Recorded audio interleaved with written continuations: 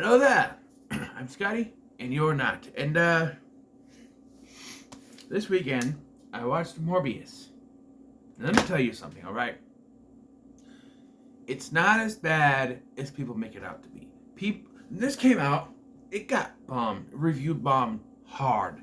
Like people hated on this movie. And after watching it, I really don't think it deserved that hate.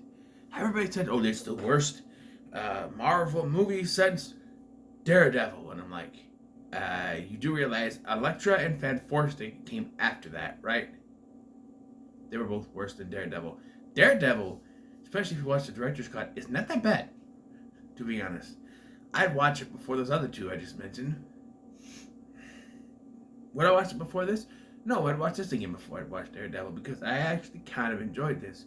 I do have a couple problems with it. It does fall into certain cliches, but overall, I thought it was okay.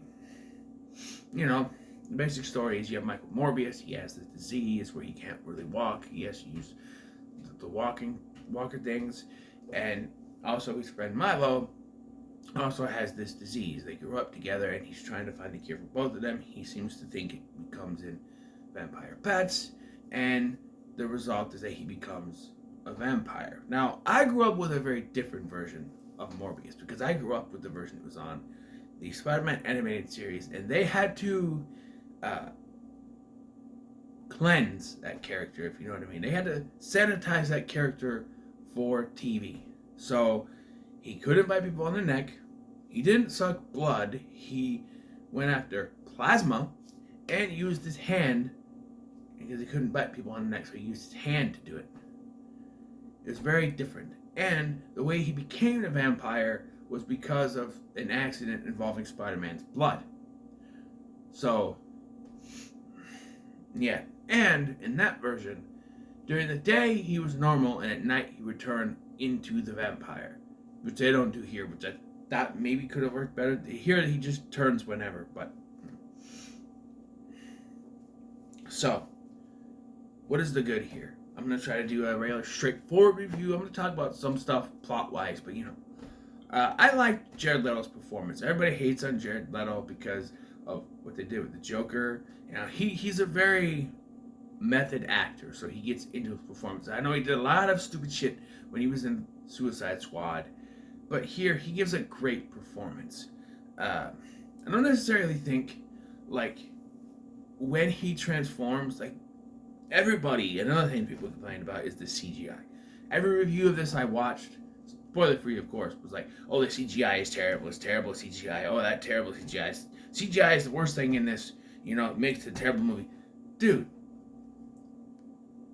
people, stop bitching about CGI. Every review nowadays with a movie that has CGI, that's their biggest complaint, or one of their biggest complaints. It's like, you need to stop bitching about CGI. I've said this before. It's not going away.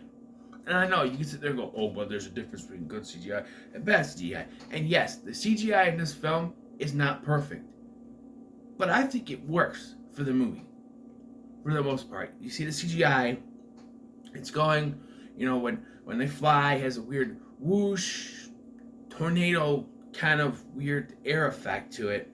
And it also takes the color of the clothes, which I thought was weird. It works and sometimes it doesn't. Like when he's wearing all black, it has a black hue to it. And there's this, towards the end when he's fighting Milo, he's got some purple in his clothes, so it goes purple. But there's a scene where he's in the prison, he's wearing the orange prison jumper, and he does it, and it comes orange, and it looks like Cheeto puff crust thing, Cheeto dust, and that didn't work, but I thought his performance was pretty good, and I thought he came off as this guy who just wants to cure himself and Milo even more.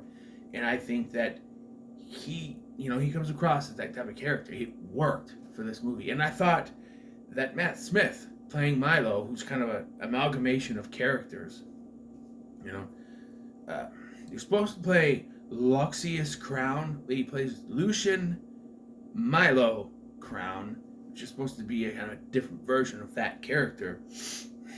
And I will say, like, the CGI when they turn into the vampire, it looks okay to a certain point. Like, with Morbius, he looks pretty good.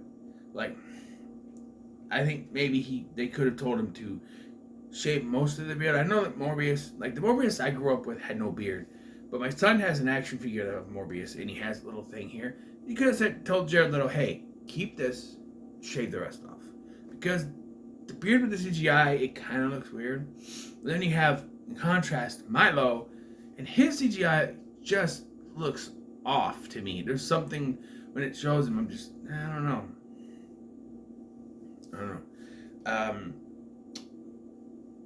I like Jared Harris in this. He's sort of a surrogate father figure. His character in the comics is supposed to be the best friend, but they changed that to Milo, and this character's become like a surrogate father to both of them. So when he dies, it kind of pushes Morbius to fight. There's also the love interest, which is kind of my negative because she's just there.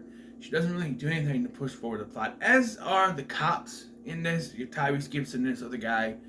They don't do much. They're just there to be the stereotypical cops. And I think that's where my negatives start. So I'm going to go back to the positive for a little bit here. I like the atmosphere of this. It's a very dark movie. It's also very straightforward and serious. There's some comedy, like when he approaches this guy and like, "What are you?" And he goes, "I am Venom." My son and I got a chuckle out of that. But, but it's pretty straightforward and serious. I think a lot of people took that and said, "Oh, it's too serious, it's boring." But, you can have a serious movie. You know what I mean? And compare it to Fan Forstic, what was really dark and mostly serious, but it was also the writing that made that bad. So everybody says, "Oh, Fan Forstic was dark and serious." Every movie that's like that automatically sucks. And so they saw this, "Oh, it's dark and serious, so it's just like Fan Forstic, it sucks." It's really not that bad, to be honest. I actually did enjoy this movie, and I like the atmosphere. It's dark, it's brooding. The score in this film, who did the score? I like the score.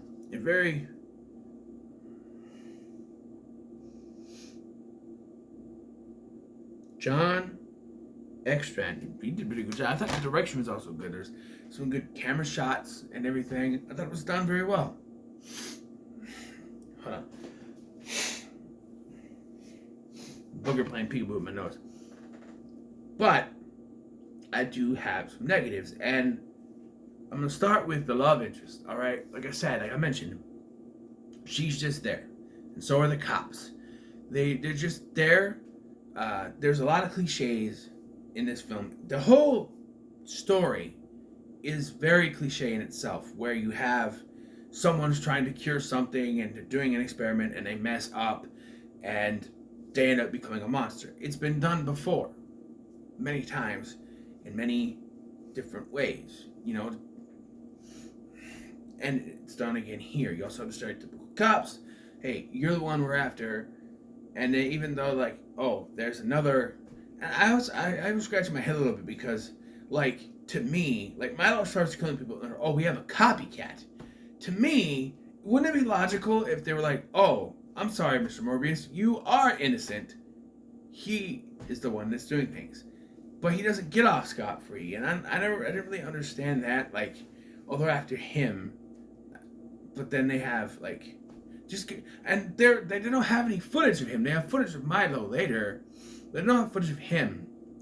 And just because, oh, it's this girl that was murdered works in the same place he does, so he must be responsible for it. That's their reasoning.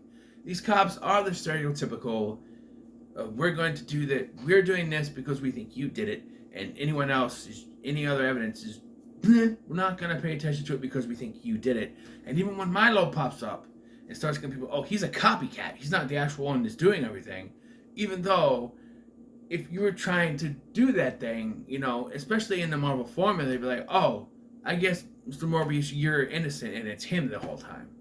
But for some reason, they don't do that. Maybe they wanted to be different. I don't know. And back to the love interest. I thought they went an interesting way before they just, went very cliche at the end. So she gets attacked by Milo and killed.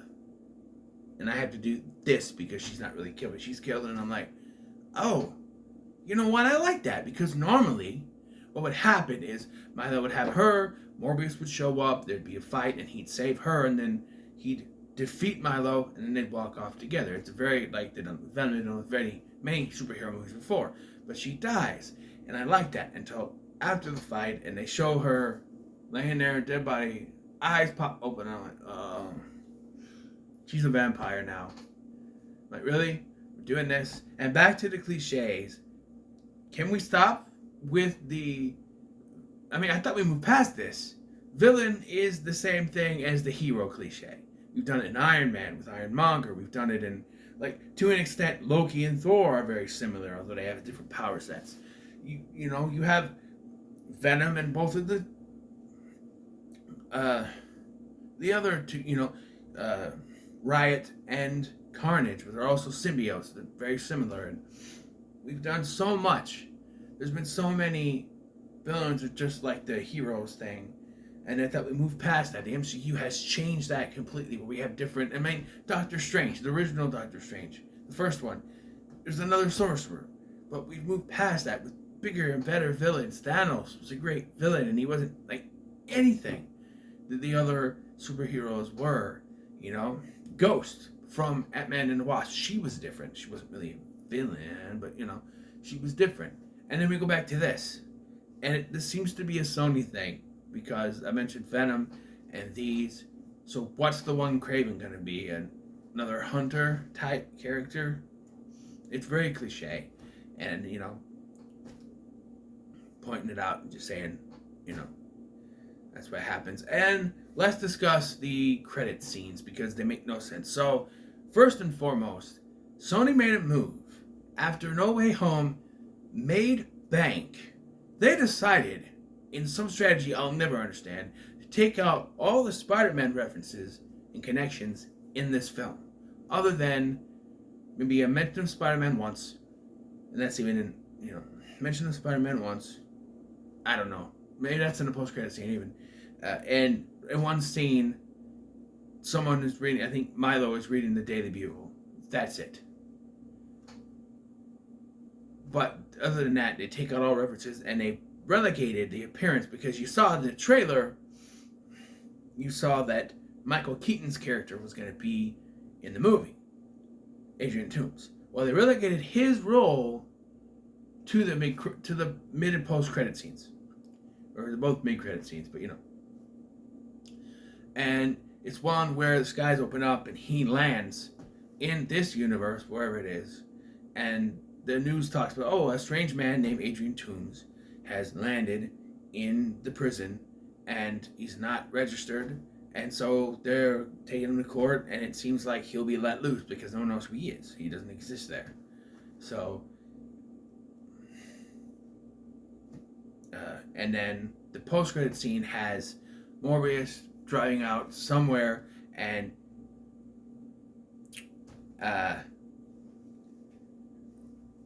Toomes is in his vulture suit and says, I think we need to get together.